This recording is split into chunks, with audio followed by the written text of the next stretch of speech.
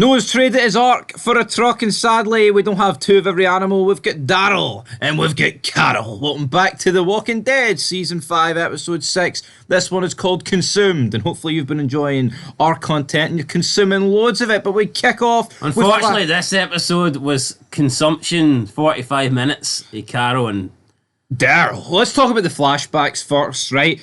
Essentially, with Carol, we see the aftermath of Rick, booting her out the group. She cries at the side of the road. She drives off. She finds a law firm. She goes to sleep. She sees smoke through the prison. She returns. The guard tower has been blown up. She then has another flashback with Tyrese. They're burying Mika and Lizzie, and then we see smoke at Sanctuary or the Terminus building, and then she rubs herself in zombie guts. That is pretty much all our flashbacks. Do you care to add any more to it? I feel like with Abraham, at least it added something. This added nothing. Yeah, we already know that she saved them from Terminus. We've seen her covered in zombie guts. We didn't really need to see how she did it. Obviously, she, got the blood and she rubbed it on her skin. It's not rocket science. We've already seen her kill Lizzie. I don't think the graves being dug were really necessary. And then seeing Carol dig the graves as well just doesn't seem very realistic. Wee tiny woman like that using a big shovel. But anyway, these flashbacks didn't do anything for me. I think the last episode was a good example of how you can have like a one group episode and it can work because you're dealing with multiple characters. But I think if they're going to do these like mini episodes where it focuses on just like a specific group, then I'd think it needs to be an actual group. Because when you look at season 3, I think it worked. One episode you got the prison, the next episode you got Woodbury, because you were focusing on like big groups here, big communities. Whereas if you look at from the mid half of season 4 onwards, even like before that, you had the governor meeting the new groups. Those were good episodes, but since the mid-season 4 finale, we've seen them do too many episodes where the focus is literally on like one or two characters. And I just think those episodes have not really delivered in quality, even in episodes where I like the characters. So when you take into consideration that, what about people that don't like Carol and Daryl? What about people that just have no love for these two characters, yet you're giving us a 45-minute episode just basically pinpointing and focusing on these two? I don't think it works. Can you have episodes where not everybody is involved? Yes, but should you limit it to just one or two main characters? I mean, I don't think so. Personally, not for me. I would have been more interested in seeing what's happening back at the church with Rick and who's left? Rick and Michonne and Father Gabriel and Tyrese. So see, they dug themselves into a hole there because we've seen Daryl return. So they had to kind of put this episode Did here. this need to be a full episode though? No, it didn't. And one final thing in the flashbacks that annoyed me. Carol's crying, right? I'm sorry. How can anyone feel remorse for her? You murdered two people of your own group because of a cold, a flu. I can't feel sorry for you. Yeah, you've been booted out within reason. If we're being honest, right, this would be like someone killing their next door neighbour because they tested positive for COVID, and then trying to justify it. Yeah, crying when they get booted out of their cul-de-sac or estate. Disgraceful. But this episode centres on Carol and Daryl, right? And you know what? It's very repetitive. It's right, you get a couple of cool shots of Atlanta, not denying that, of course. Rick went in the horse, they go in the car with nail lights. We go from building to building, right? The dialogue between them is not great. It's Daryl, it's Carol. I do not care for Carol and Daryl ever since he's been up Rick's shitter since about, start of season 3. He's not really said anything interesting, if we're being honest, right? They follow a car with the white cross. Then it's all right, we've got to lay low till sunrise sort of thing. They break into a building. Carol digs the top bunk. Whoop-de-doo. There's a few kids in here. It was like a house for like abused children. Yeah, and they were turned into walkers. Carol was delighted. Her eyes lit up. She wanted to kill them. Daryl, though, stopped her, saying you don't have to. But Carol, weird. She's seen an opportunity to kill child walkers, and she could not wait to take it.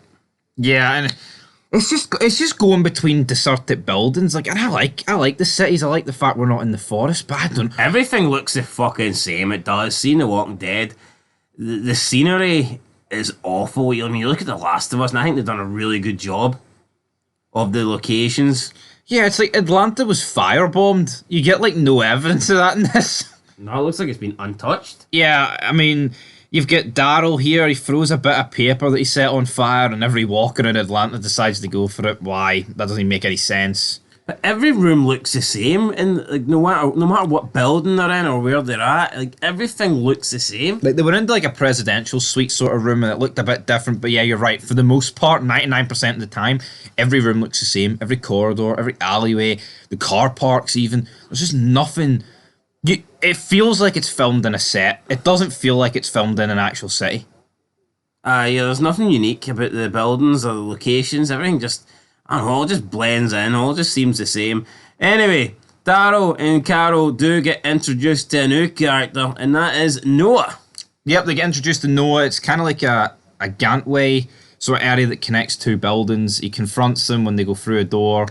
Essentially gets the crossbow, gets all the guns, and they're left with nothing. Then he like slices the tents open. He's like, you survived this long, you'll probably be able to handle this. And considering what we've seen of Noah in last episode, 2 episodes ago, sorry, you wouldn't think he's like this.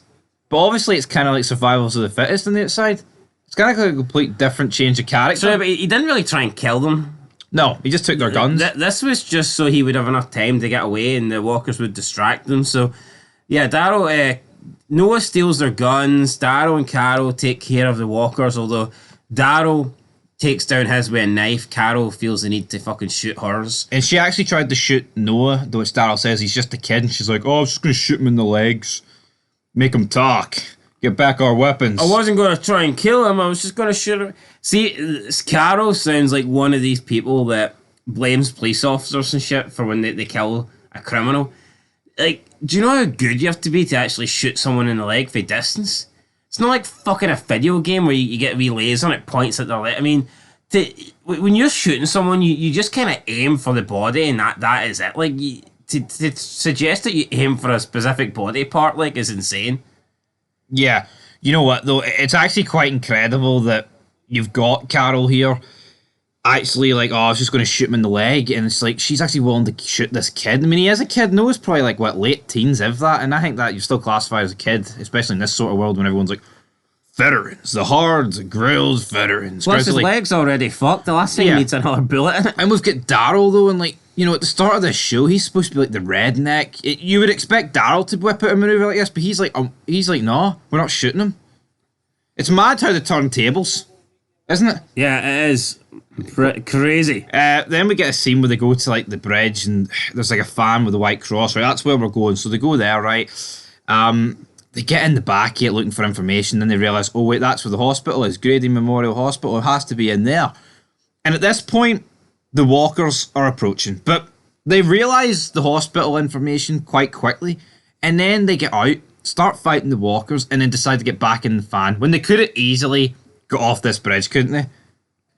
Oh, they left quicker, yes, but then they jump in the front of the fan, they put the seatbelts on, and they decide to rocket forward so they fall off the This is a bit of goof, by the way. Yeah, it's like, it falls one way, like it's going to land on its roof, and then it lands straight up. Yeah, they must fall about 30 feet. Yeah, it's easily 30 feet, yes. 30 feet, 40 feet.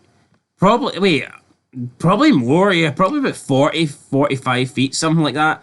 And within about 5-10 seconds after the landing, they are taking their seatbelts off and getting out. I mean, it's fucking retarded to think that you could have that sort of crash and just like instantly be okay.